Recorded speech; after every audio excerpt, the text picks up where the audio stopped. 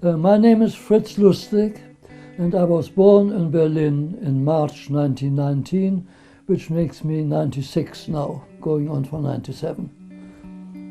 Right from the start, I knew what was coming, and gradually the Nazis introduced more and more anti-Jewish measures, and it was getting quite clear that there was no future for me in Germany and that I would have to try and emigrate. I arrived in England in mid-April 1939. It was a great disappointment to find that the popular papers were very anti-German refugee inclined and made a lot of statements which were not true about us.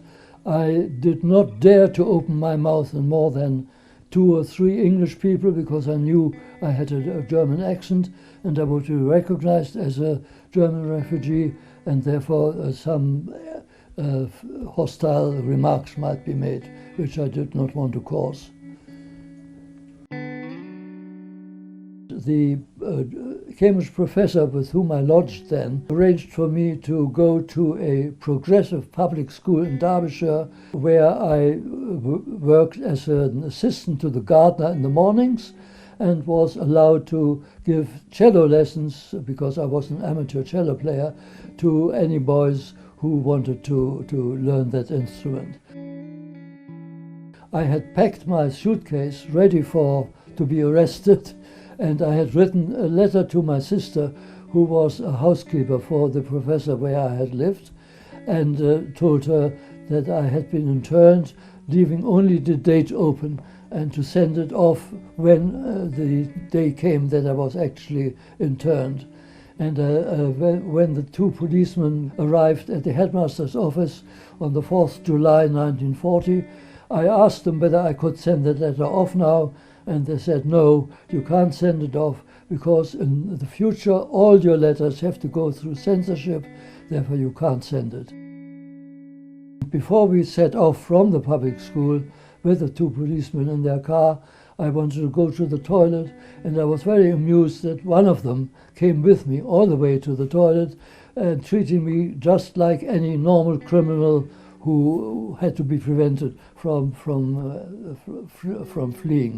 We were put on a train where every carriage was guarded by a soldier, an armed soldier at each end, to make sure that nobody tried to escape. When we had arrived in Douglas on the Isle of Man, there were people lining the streets watching us being marched to the station, who obviously did not know either who we were, because they demonstrated a very hostile attitude, which made us feel very uncomfortable.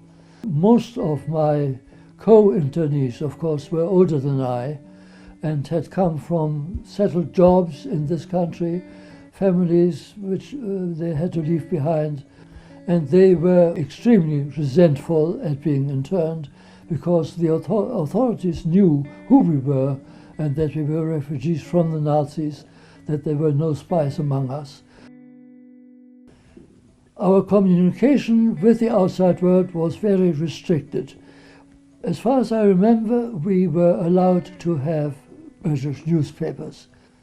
We read about debates in Parliament and the fact that several MPs were asking the government to release more or less all the refugees, ex-refugees whom they had interned. I felt very keenly that I was no longer free because there was a barbed wire around the internment camp.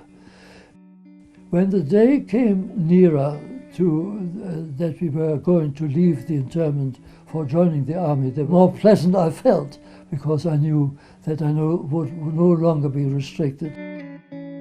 At the beginning of my internment, I felt that I had to make some anti-internment gesture, and what the idea I had was that I might grow a moustache, not shave my upper lip at all.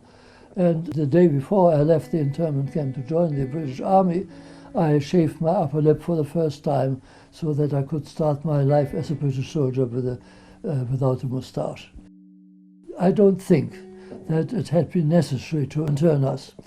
because after all, we had been vetted by a tribunal at the beginning of the war, and we had been declared so-called friendly enemy aliens. Therefore, after we had been vouched safe, why were we suddenly considered dangerous? It was just a measure which was caused by the right-wing papers, popular papers, and caused Churchill to issue his collar the lot decree, which meant that we were all interned.